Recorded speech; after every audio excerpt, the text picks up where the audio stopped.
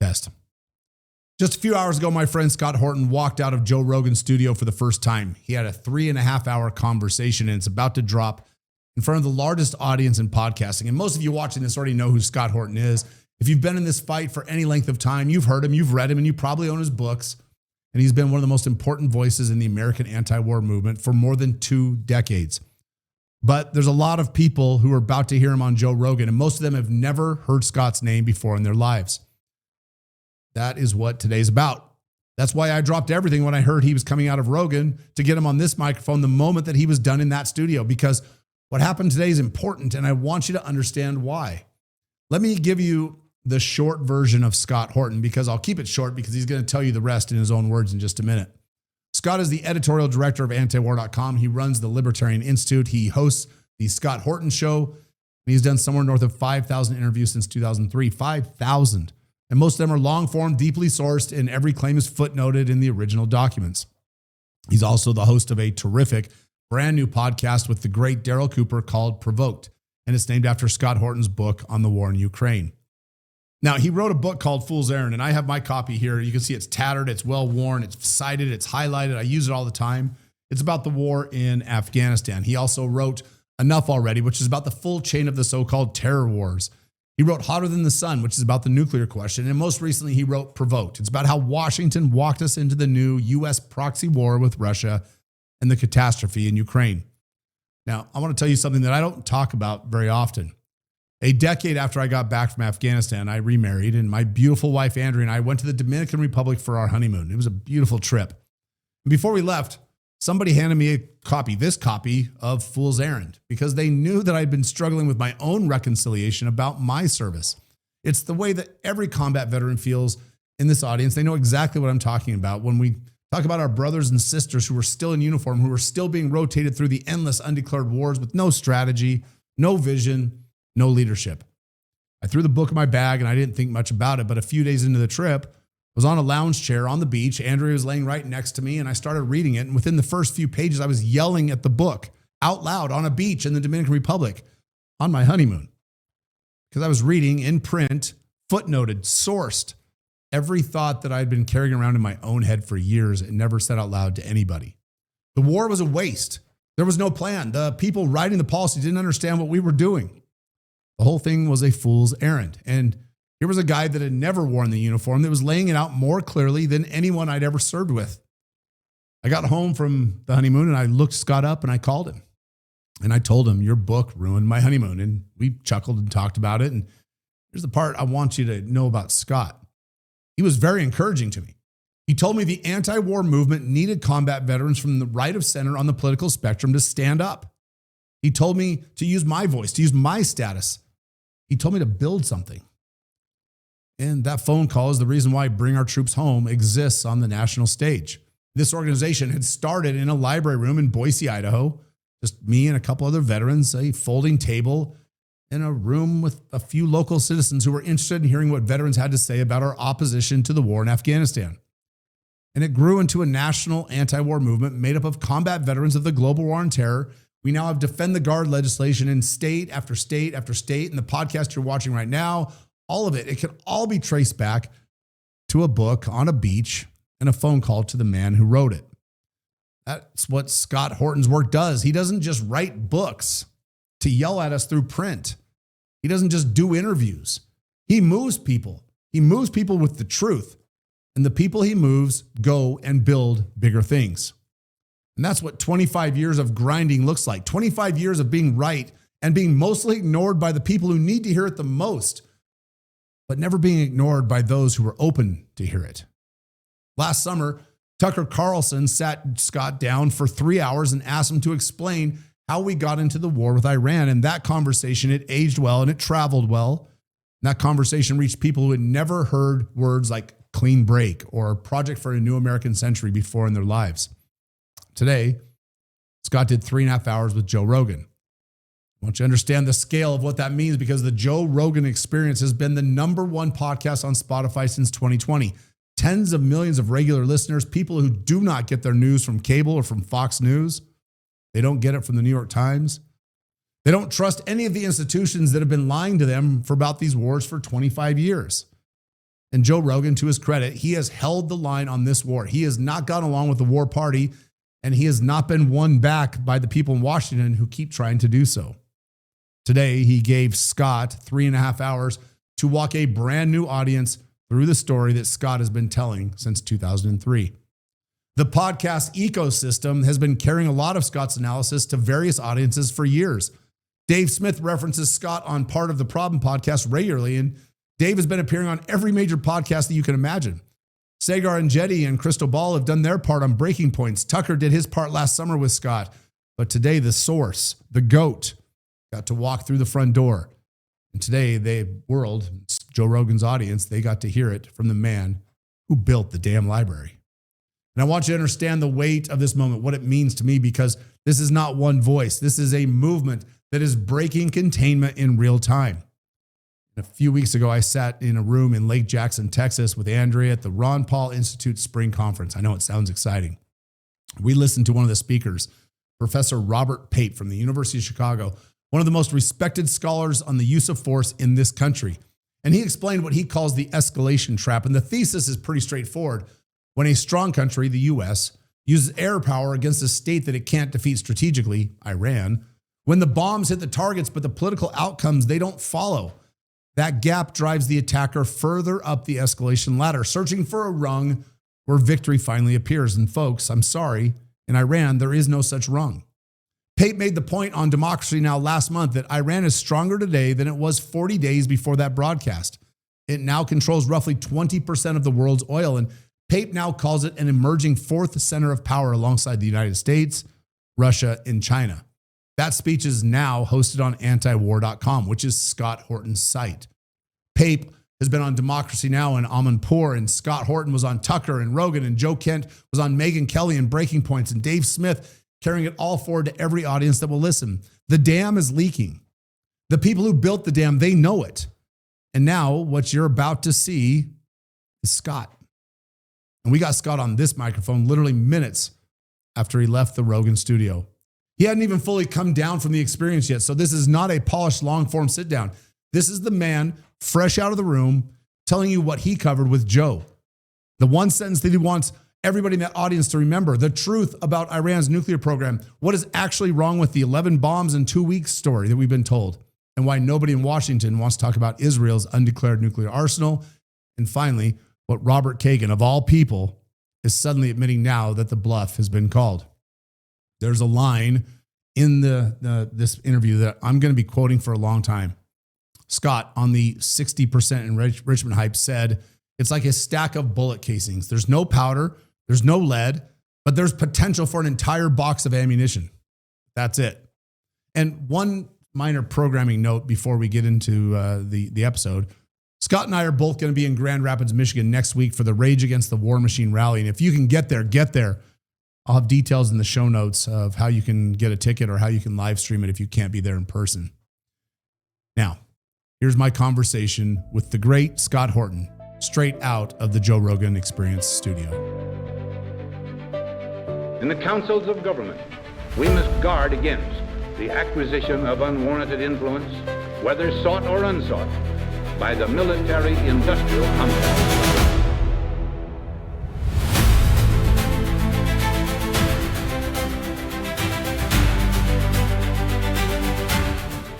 Hey, I'm sitting down with my friend Scott Horton, and I don't want to break the news too soon, and this won't release until after we get permission to do so. But Scott, welcome to the Bring Our Troops Home podcast. Can you tell us where you've been today? Because I cannot wait to hear.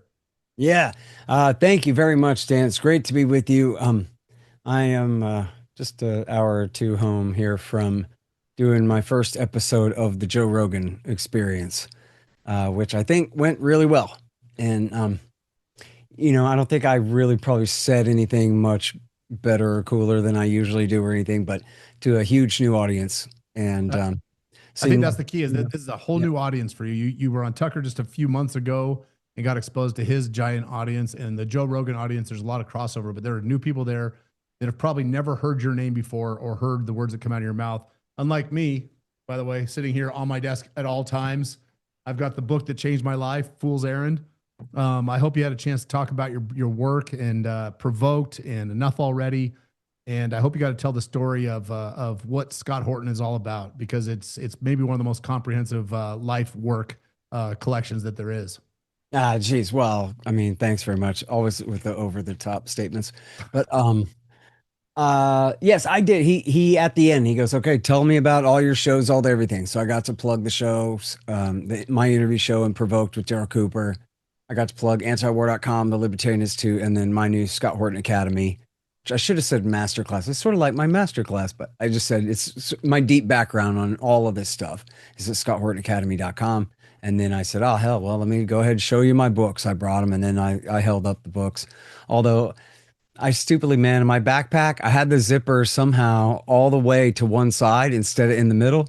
So then I couldn't find the damn zipper. And I'm like, ah, geez, and then, but whatever. But then I got to show them all three books. So like, yeah, good enough for me, man. I, hope it helps. I'm kind of broke right now, but that's crazy. So you're literally still warm from sitting in the studio seat. And before anybody in the world has even heard what you guys got to talk about, what was your plan going in? What was the story you wanted to tell? What was the pretense of the conversation? What was the purpose of him inviting you on? Well, he didn't say specifically, so it was going to be, presumably it was going to be foreign policy based and probably around the current war, I thought. And then, lately the interview, I mean, this is really the same speech I've been giving since Enough Already, and really even before that, is essentially walking you through all the terror wars and how like each intervention over there caused the problems that became the excuse for the next intervention and the next. So that is like my standard template of what we're going to talk about today. Everything in the world is all Jimmy Carter's fault, man. If only he hadn't backed the bin Ladenites in Afghanistan, and if only he hadn't backed Saddam Hussein against Iran, and none of this stuff would have happened, because this and this led to that and that and that and all the way down. And next thing you know, the towers fall down and 6 more wars and 7, 8. So that's the story I usually tell. So that's what I'm like, my standard that I'm prepared for. But then I also thought we'll probably go kind of out of order and just talk about whatever. So there's always Ukraine. I got to be able to give like a short version of Ukraine and the run up to that. And then, we did Iran, the Iran war and the nuclear program and all that. We didn't get a chance to talk too much about Gaza. Like really like an in-depth discussion of it, but was able to reference a couple times the war in Gaza and in Lebanon as well. And yeah, we spent a bit of time talking about Ukraine and Russia and all that. So, yeah, it was good. And he has good follow-up questions, which is really his talent, right? Is, almost like Larry King. Like, okay, who are you? Where are you from? And then he can get an hour-long interview out of somebody with that. You know what I mean? Just by kind of following up with what you already said and then building on that and bringing up whatever comes to mind. So, so it was really good. Yeah, it was mostly focused on, I got to do the clean break and the neoconservatives and David Wormser and Richard Pearl and how they thought if we overthrew Saddam that it would empower Jordan and Turkey and America, and how Iraq would then be friends with Israel and force Hezbollah to stop being friends with Iran and start being friends with Israel instead, which he laughed out loud at that part. He's like, what? Because it sounds stupid, because it's so stupid. Like if you read Clean Break, you'd be like, God, this guy Wormser, he's got to have 150 IQ to be this much of a complete numbnuts. You know what I mean? Believe this, convince himself of this complicated schemes, but. Well, I think it's great. Yeah. One of your, I call them your disciples. Dave Smith is very good at parroting the things that you've been saying for years. And he was on Joe, basically giving the Scott Horton philosophy, just recently. And now he gets to hear it from the man himself. That audience that may not be traditionally the people that you and I speak with, the anti-war crowd, they got to hear a good, healthy dose of the history and what America has done to kind of created this self-licking ice cream cone. We've created our own problems, war after war after war, generation after generation. But if they walked away from your interview with one thing, one sentence they heard from you, what would be the one that you would want them to remember? Probably my line about how they launched this surprise attack in the middle of negotiations on behalf of a foreign country and based on a lie, and then slaughtered more than 100 children in their original opening strike. Now, this is just sick. It's not what we're supposed to be doing. That's right. And, then I got to elaborate about the nuclear program. And it was, as often happens, and I'm not saying I'm the very best on this in the whole world, even of people who agree. There are real experts that have a lot more expertise than me. And, there are other people of whatever persuasion that have, lots of information. But mostly, right, nobody ever really gets to hear someone explain the nature of Iran's nuclear program, their relationship with the International Atomic Energy Agency, and the status of their program, what's safeguarded, how well do we know what they're not doing, and why wouldn't they make a nuke anyway? But okay, so then if they're not making a nuke, how do we know they weren't? And then so whatever, the relative status of it all. And Iraq is closed, so there's only Bushehr, and Bushehr's a light water reactor, so it's much more difficult to get weapons grade plutonium out of that. And I think that was where he stopped me and was just like, man, no one ever explains this, right? No one ever says any of this. And so I think that's right. And that is like a huge part of the problem that, and then in fact, that's where the discussion went from there was like, I think in the White House, when they talk about this, they don't know this stuff that we're talking about right now. The differentiation between this reactor and that, if they're enriching up to this grade or that. One thing I didn't get a chance to address was they have been enriching up to 60% enriched uranium, but that was still just a bargaining chip to negotiate away. Otherwise, why'd they stop at 60? Might as well go up to 90. And they did it in direct reaction to the Israeli sabotage at Natanz in April 2021. So we know why. And then, but the deal was that they were just trying to get us back in the deal is all, because they didn't want to nuke anyway. They wanted. Yeah, I think it's you bring up such a good point there that twice during the negotiations, when we supposedly had the adults in the room, Kushner and Witkoff, in the middle of negotiations, we attacked and bombed them and decapitated their leadership. Yeah. Over what? We were told by Netanyahu that through Witkoff that they were minutes, seconds, milliseconds away from 11 nuclear bombs. Well, what does that mean? 60% uranium enrichment means that they have 10 bombs, that almost the 11th, or they almost have 11 bombs, like 11 half-built bombs. What does it mean to have almost 11 nuclear bombs at their disposal? What does that almost line mean? Do you have any idea what they're talking about? Well, it doesn't mean anything, right? Anything. So, yeah, if you have, think of it this way. If you have, 10,000 tons of low enriched uranium, 3.6%, well, you can't make any nukes out of that, right? So the question is, how much weapons grade uranium do you have? You can't really make a nuclear bomb out of 60% enriched uranium. Theoretically, it's possible. It would have to be a massive, unwieldy thing that no one's ever tested one or set off one that was at that low of percentage. Typically, a uranium bomb would have to be enriched to above 90% uranium-235. So, it's like saying, well, they have a bunch of bullet casings, but no powder or lead. There's a potential there for a box full of ammo, but that's all. And so, yeah, they almost have a box of ammo. Yeah. And look, if anybody says they had some secret program, well, they're just lying. Like, there's no evidence of that. There's no indication of reason to believe that whatsoever. The standoff, Dan, basically was, they said, look, we have a civilian nuclear program. And that proves that we've mastered the nuclear fuel cycle and that we could potentially make a bomb. But look, we're not making a bomb. Saddam Hussein denied he was making a bomb. Well, we got our hands up and our books wide open. You can come and inspect. We got no bombs. And now you got no pretext for war, so don't attack us. And by the way, if you do attack us, well, then we might think about going ahead and making nukes. So, in which they never even really said that. But that'd be the implication that, like, hey, we have mastered the fuel cycle, so you just back off then, right? Then the Israelis say, America, don't listen to them, man. If they have a nuclear program, then they have a nuclear weapons program. It's just an earlier stage in it, but they're going to break out. They're going to make a nuclear bomb and they're going to use it on me. So you go fight them, right? And then America would say, no, we're not going to do that. But we are warning you, Iran, don't break out and try to make a nuke because we will attack you then. We'll attack you before you're done making it. So don't even do it. And then they would say, look, man, as we said before, we're not making nukes, so don't attack us. If you do attack us, well, then we'll have a whole new discussion about whether we're making a nuke or not. So that was the perfectly balanced standoff that we had since the days of W. Bush.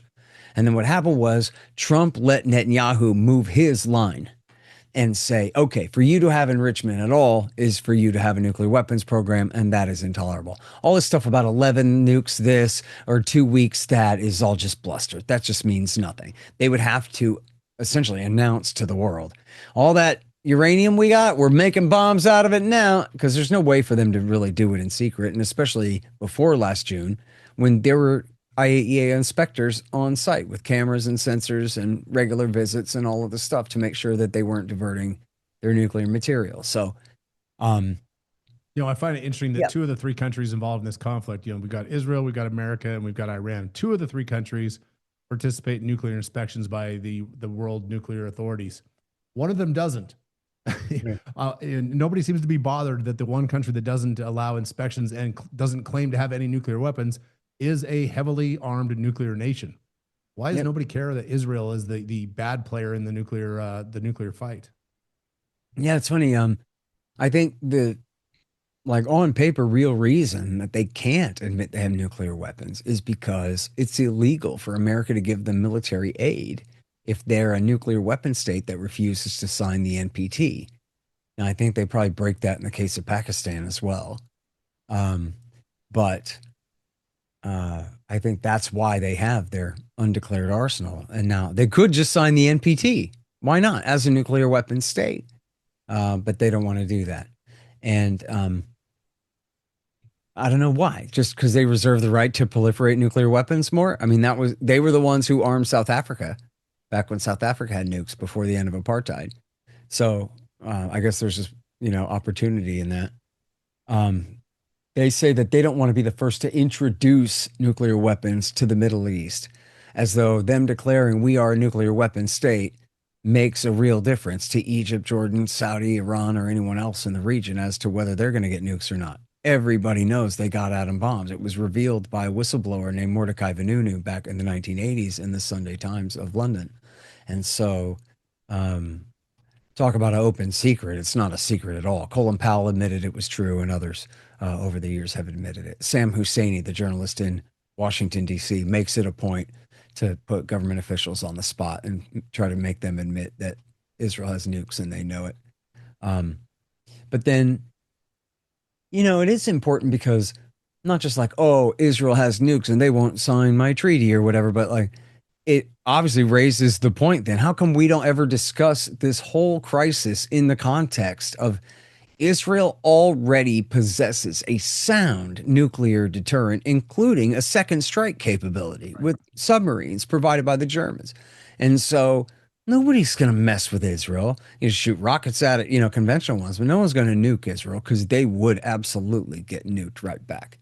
And so, as Netanyahu himself even said to Jeffrey Goldberg in, I'm going to say 2012 in The Atlantic, that they weren't afraid of a nuclear first strike. He and Ehud Barak was defense minister at the time, and they both say that we're not afraid of a nuclear first strike. We're just afraid that if Iran had nukes, then that would give Hezbollah more freedom of action in the region and sort of, more cover from Iran to be able to get away with what they get away with. Well, that sounds like a problem for the people of northern Israel, not the people of central Texas, man. I'm sorry.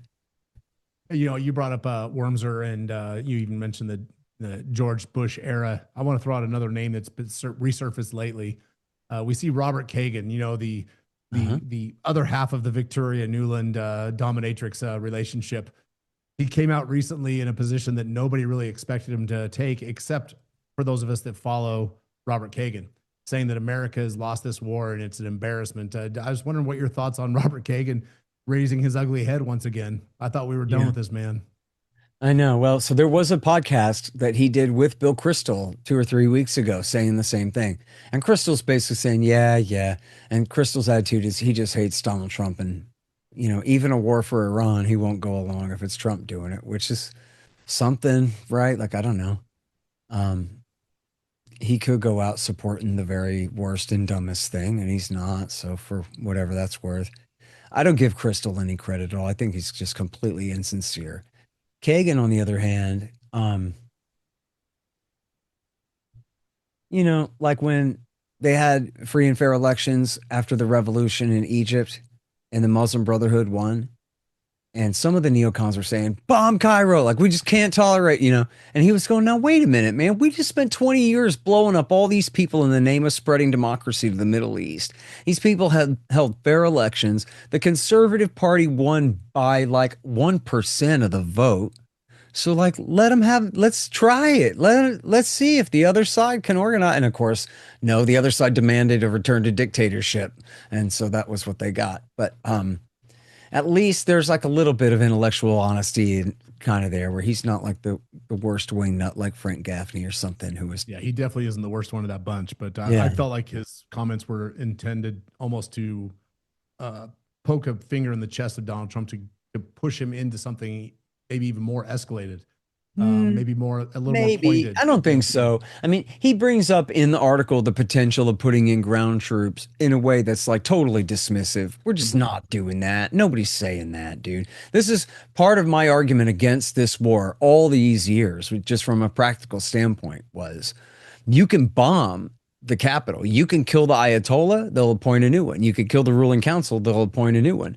Now you'd have to put our entire military force times 2 or 3, or maybe many more, on the ground there to control the capital city, to somehow force a real regime change and sock puppet regime. And it wouldn't even work anyway. It'd be the worst catastrophe. And there's not even a good land route to drive in there. And you'd have to have the first through 82nd Airborne to drop in there, man. There just ain't that many guys to do it and to determine the final outcome. So you're starting a war that you're really not going to be able to finish and all of that. So, and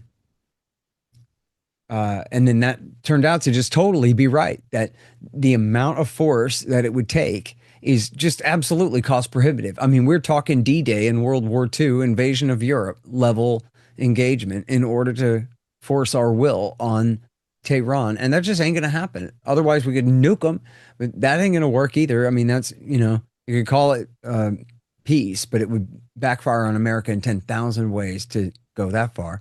And there's no reason to do it anyway. They didn't want to fight us in the first place. So, but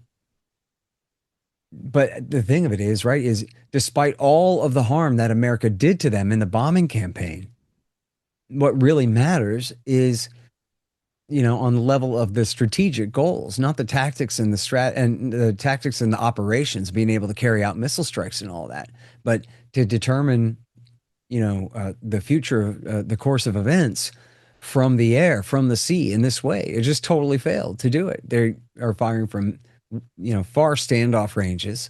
They cannot engage. And now we're finding out there's leaks to the New York Times, the Washington Post, NBC, and I don't know, the Post. Yeah. I'm sorry, I'm conflating different things. It was the New York Times and the Washington Post both that had news, or maybe it was NBC as well. I'm sorry, man. I had this right earlier in the day. But anyway, about definitely this is in the New York Times, and I think CNN too, about how like 70 to 75% of their missile launchers survived. No, it was the Times and the Post. I'm sorry, man. I'm confused it with some different stupid thing. But and the Washington Post had, I think, the most recent version of this, where they're saying 70 to 75% of their missile launchers and missiles survived. So that entire, all that propaganda about we decimated everything that they have, we set them back so far, was just completely not true. And then they demonstrated that they can kick us right out of there. And they did. I mean, they essentially closed all of our bases other than in Qatar, where the Qatari government promised to not let us fly out of there. So they spare the air base there, but we can't fly sorties from it. So what good is it anyway? And so our entire bluff, essentially America's military posture that through our conventional power, we dominate the Gulf, is essentially over. And that's what Kagan is writing about here, is that, you know, through this, you know, just absolutely self-inflicted wound, unnecessary war that we can't finish, that we actually just made Iran that much more powerful, and we have no ability to reverse it. It's just a daydream that we're going to sail our Navy up and down through that strait without their permission and in the face of their fire, only at the risk of losing ships to the bottom of that Gulf and potentially hundreds or thousands of sailors. And the Iranians have proven they're willing to go for it, man. Don't test your luck there. And the Americans are not willing to test their luck. I mean, Donald Trump was reduced to crying for Britain and France somehow. And then he names South Korea and even China should come and reopen the Gulf for us. I mean, this is pure panic. You're panicking. Donald Trump's asking China to come escort ships through there, oil tankers through there. He put a blockade on their blockade, but they're letting Chinese ships through and he's not stopping them. Not doing anything about it. Because what's he going to do? You know what I mean? He's in no position. He already lost. That was the thing. All they had to do was not survive. And then on top of that, they actually find that they're in a much more dominant position. You know, in all these years we've been talking, Dan, about how what W. Bush did was put Iran up 2 pegs in Baghdad, right? That was why Obama built the caliphate, was to spite them for that. We're mad we fought the last war for them, so now we're going to fight a war for the Sunni side. But then that blew up into the caliphate, so we ended up fighting Iraq War III with the Shiites in Iraq and Iran against the caliphate on their side again.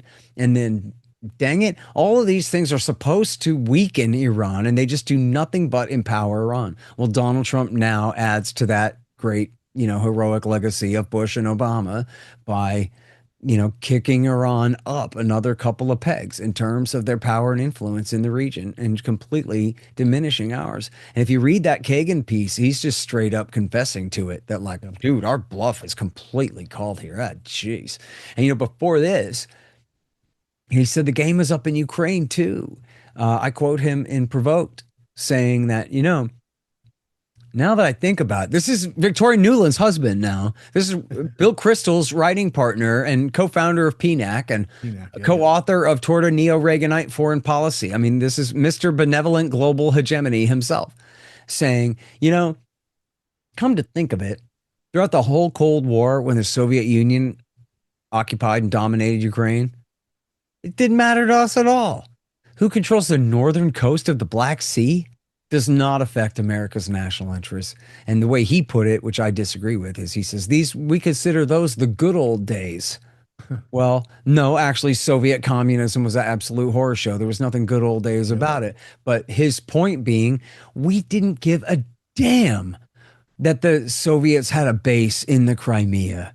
Right? Of course they do. They always have, since the days of Benjamin Franklin doing shuttle diplomacy, trying to end the Revolutionary War. That's when the Russians took control of what they call Novorossiya there, right? So, and maybe even before that, but that was when they finally took Crimea. So, Kagan and his wife actually on her exit interview from the Biden administration said, and you know what, come to think of it too, Russia really is a paper tiger. All this stuff about them threatening all of Europe is a joke. I mean, they're having this much trouble even taking Eastern Ukraine. Well, she's right about that too, right? Like on one hand, we can't reverse that, but on the other hand, who gives a damn? And on the other hand, also third hand, there's no indication that they're coming even to Western Ukraine, much less to Warsaw and Berlin and Paris. Get the hell out of here. They are not either. The problem I hate that I have with Victoria Nuland and Robert Kagan is they get to say these things now in hindsight without taking any responsibility for what they fomented throughout their entire career. Yeah. In that same thing, Kagan says, yeah, it's really just too bad that America neglected our posture in Eastern Europe. We should have really focused on this the whole time. And it's like, yeah, but because of you and Fred, your fat neck brother with his Iraq and Afghan surges from the AEI, and Kimberly Kagan from the Institute of the Study of War pushing us into every one of these interventions over there. You see General Jack Keane on Fox News, that's who pays his check, is Fred Kagan, Robert Kagan's sister-in-law's group, is who pays him. I mean, these people have essentially ruined everything. And as you say, never take responsibility for any of it. None of it. Well, I want to be respectful of your time. I know you're probably coming down off an emotional high, but next week, you and I both are going to be in Grand Rapids, Michigan, I believe. Yes, sir. Looking forward to that. Rally. It's going to be great. What message are you taking to the rally? What's going to be your focal point? Well, I guess the famous little clip from the last Rage Against the War Machine rally I partook in was negotiate now, end this war. And then that was in 2023, 3 years ago. Hard to believe.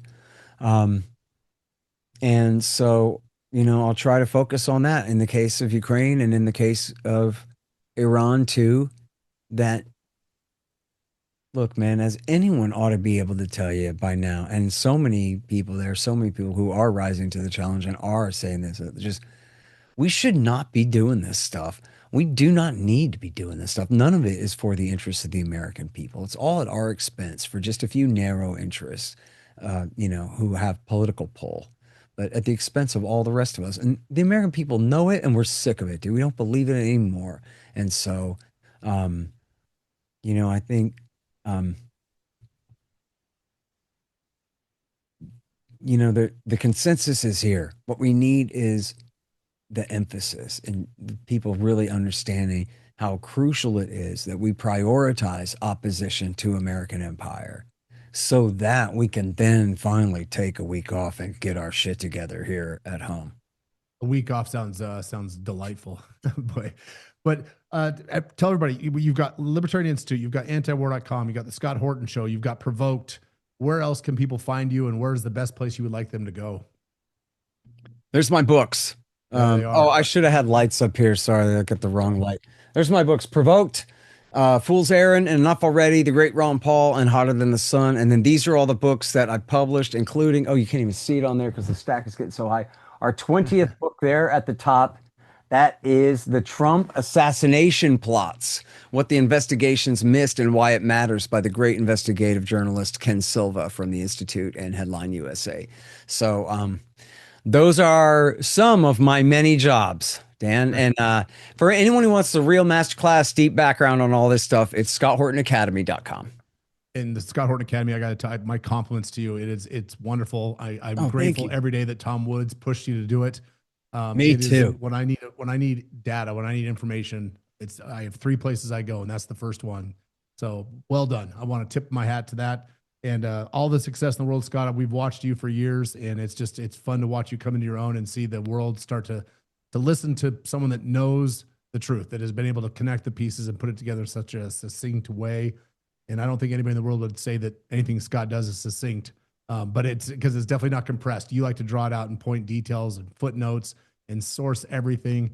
And for simple minds like myself, a former Marine that eats crayons for breakfast, thank you so much for pointing to the source and allowing guys like me to be able to make my argument.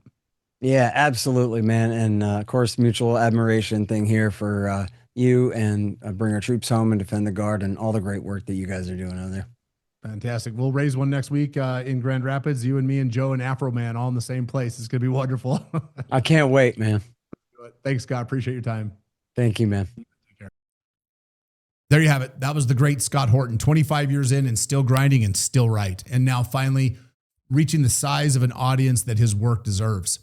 If this is the first time you've heard Scott, don't let it be the last. Go to scotthortonacademy.com or pick up his books, Fool's Errand, Enough Already, Provoked. Subscribe to the Scott Horton Show, bookmark antiwar.com and the Libertarian Institute. All of those links are in the show notes, and you will not find a more sourced, more honest, or more relentless body of work on American foreign policy anywhere. And I mean anywhere. Now, let's talk about next weekend, Sunday, May 24th in Grand Rapids, Michigan, 6 to 9 p.m. local time, the third Rage Against the War Machine rally. Thousands of Americans are going to be there. Scott will be there. I will be there. Joe Kent and Afro Man, they'll be there. If you can get to Grand Rapids next Sunday, you need to be there too. And if you can't get there in person, there's still a way to plug in. I'm going to put a Give Butter link into the show notes where you can chip in a few bucks, because every dollar you contribute puts another microphone in front of another speaker who's willing to say what most people in Washington will not. Follow us on X at Troops Home US, on YouTube at Troops Home US, or share this episode with one veteran who needs to hear it. Just one. Scott Horton walked into Joe Rogan's studio today and walked out a few hours later, and the dam is leaking. For the Constitution, for our troops, this is the Bring Our Troops Home podcast. We'll see you next week.